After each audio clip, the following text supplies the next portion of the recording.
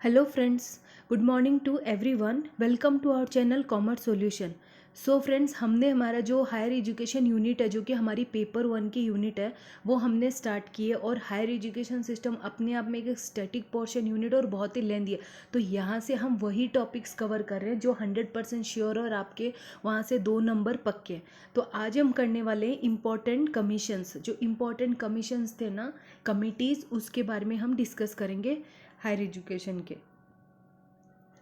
So friends, lecture start करने से पहले please subscribe my channel, like it, share it, ज़्यादा से ज़्यादा इसे सब्सक्राइब करें, लाइक करें। और जो भी नए हैं वो भी सब्सक्राइब करें, लाइक करें ज़्यादा से ज़्यादा, बिकॉज शेयरिंग इज़ केयरिंग। और ओनली 2 मंथ्स लेफ्ट हमारे एग्ज़ाम के। 2 मंथ्स तो है ही नहीं, मार्च और अप्रैल 2 ही है, क्योंकि 2 मई से हमारे एग्ज़ाम स्टार्ट हो रहे हैं। सो फ्रेंड्स, ज़्यादा से ज़्यादा आप अपनी स्टडी पर फोकस करिए और ज़्यादा से ज़्यादा वही टॉपिक्स कवर करिए और MCQs और PYQ सॉल्व करिए, क्योंकि उसी से हमें कंसेप्ट और प्लस किस तरीके से हमें स्ट्रेटजी और किस तरीके से हमें अप्रोच आती है कि हम अपने एग्ज़ाम को क्लियर कर सकते हैं और क्वेश्चन के साथ हम डील कर सकते हैं। So friends, subscribe my channel because sharing is caring.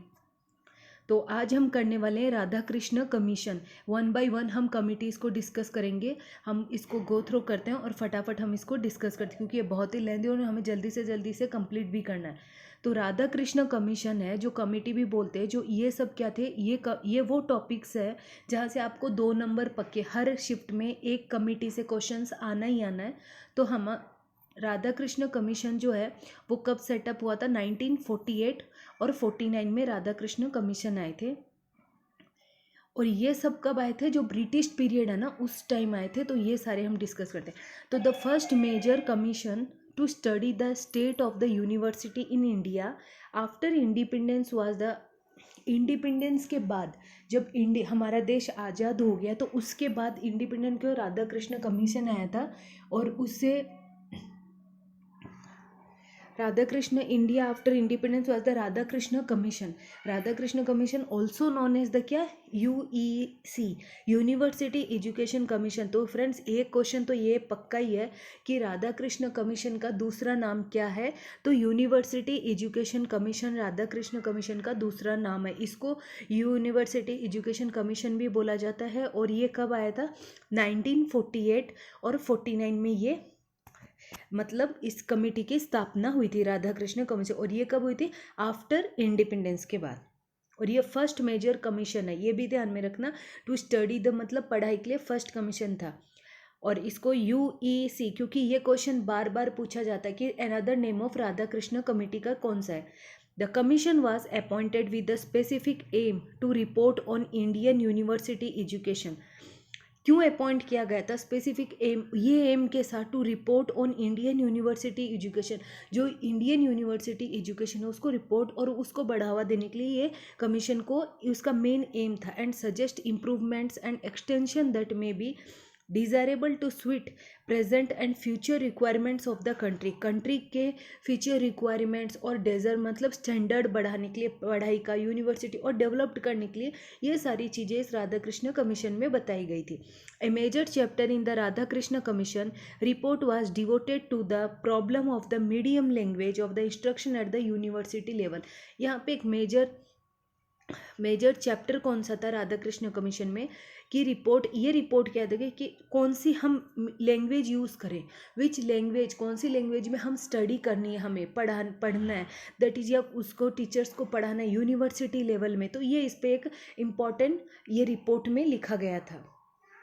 The most significant recommendation of the commission was that a university grant commission model on the university grant UGC in the Great Britain be set up as liaison between the central government and the universities। एक UGC जो university grant commission है वो set करना है हमें, किसके बीच में? Central government and universities के बीच में। कि किस तरीके से सेंट्रल गवर्नमेंट और यूनिवर्सिटीज़ के बीच में हम लिंक करें, तो वो UGC ग्रांट। ये सब चीज़ें हमारी स्टडी के बाद, जो हायर एजुकेशन है, जो यूनिवर्सिटी लेवल की स्टडीज़ है, सब कौन देखता है? हमारा UGC।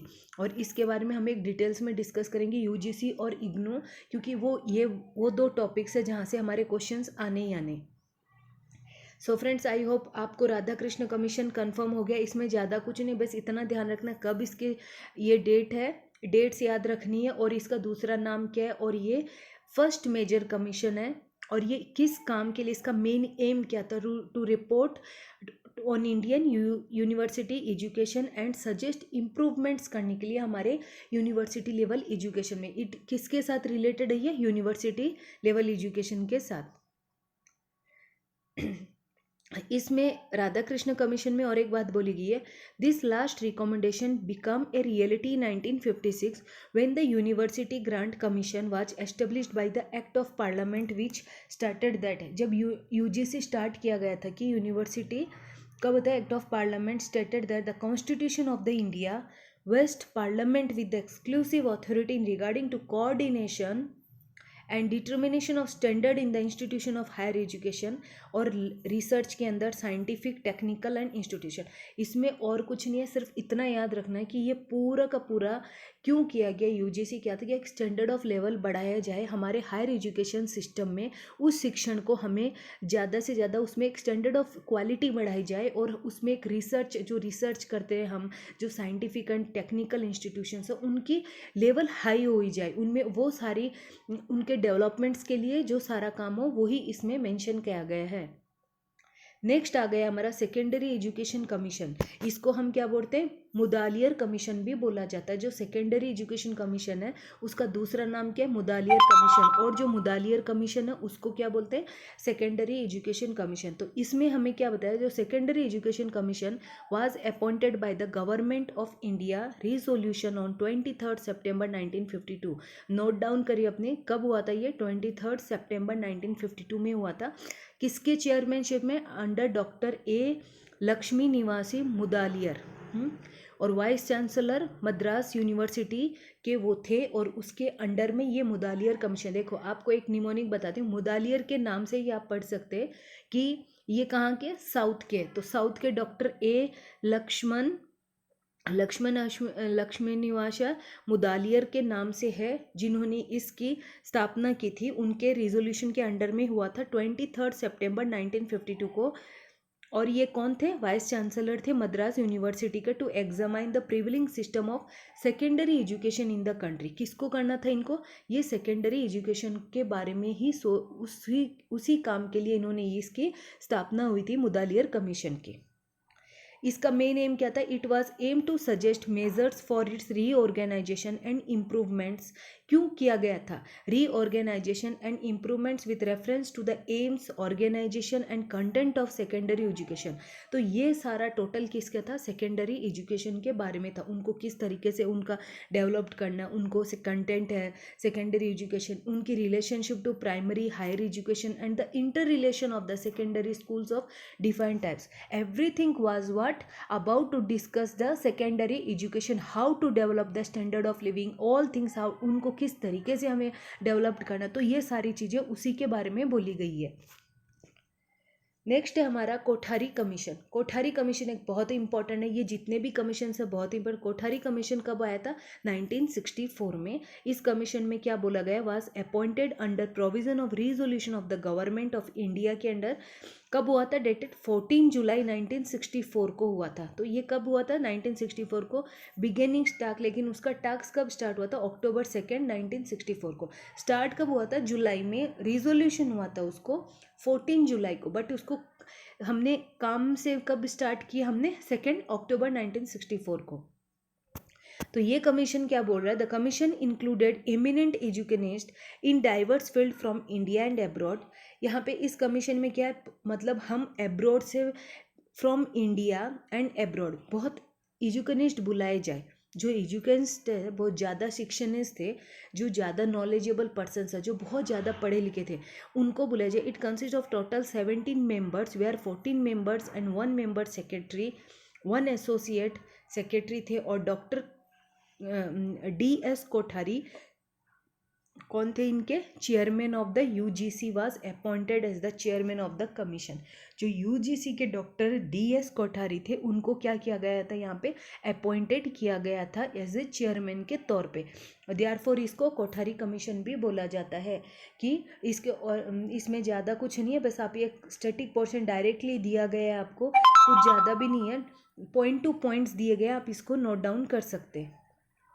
ये कमीशन क्या बोला गया था? The commission submitted its report to the government on June 29, 1966 को। It was laid on the table of the house on August 29, 1960। ये आप रीड कर सकते हैं। और इसमें क्या था? 700 पेजेस। तो कुछ ऐसे पोर्शंस, स्टैटिक पोर्शंस आपको करने हैं जैसे हमें डायरेक्टली पता चल कि हाँ ये कोठारी कमीशन है। और इसमें क्या, although it is 20 years old है, इसमें फ्रेशनेस एंड ये new national policy on education 1986 has been mainly based on its recommendations. It is termed as the Bible for teachers and should be read with the flair. ये teachers के लिए Bible for teachers के tag के नाम से भी ये संबोधित हुआ था। तो you have to remind that Bible for teachers किसके लिए था? ये था हमारा कोठारी कमीशन में दिया गया। तो यहाँ पे न्यू एजुकेशन पॉलिसी भी थी हमारी, जो नेशनल पॉलिसी थी एजुकेशन के, उसके बारे में भी बोला गया था। लास्टली हमारी है रामामूर्ति रिव्यू कमेटी, और जो बाकी कमिटीज़ है वो हम कल करेंगे। तो रामामूर्ति कमिटीज क्या था? The committee to review the national policy on education 1986 was formed on the 7th। कब हुई थी ये? 1990 में, with Acharya Ramamurti as a chairman था वो इनका, और 16 अदर एज मेंबर्स, और 16 इसके मेंबर्स थे। कौन था? तो इतना ही हमें याद रखना। कब हुई थी? 7 नवंबर 1990 को, और इसके कौन थे? आचार्य रामामूर्ति एज ए चेयरमैन थे। और कमिटी रिपोर्ट का क्या टाइटल था? Towards an enlightenment and human society. तो ये इतना याद रख लिया आपने, वो भी बहुत है, क्योंकि इसमें से ज़्यादा क्वेश्चंस नहीं पूछे जाते। रामामूर्ति में से Radha Krishna commission, Mudaliar commission and new education policy, उनमें से ही ज़्यादा हमारे क्वेश्चंस पूछे जाते हैं। तो वो 3 बहुत ही इंपॉर्टेंट है। सो फ्रेंड्स, आज के लिए बस इतना ही, और बाकी जो कमिटीज़ है, सरगेंट रिपोर्ट, ये सारे हम कल करेंगे जो ब्रिटिश एरा के थे। तो 1 बाय 1 वही टॉपिक्स हम कवर करने वाले हैं जो हमें डायरेक्टली वहाँ से क्वेश्चंस पूछे जाते हैं। So friends, please subscribe my channel, like it, share it, ज़्यादा से ज़्यादा इसे सब्सक्राइब करें, लाइक करें, शेयर करें, because sharing is caring. Thank you, bye bye.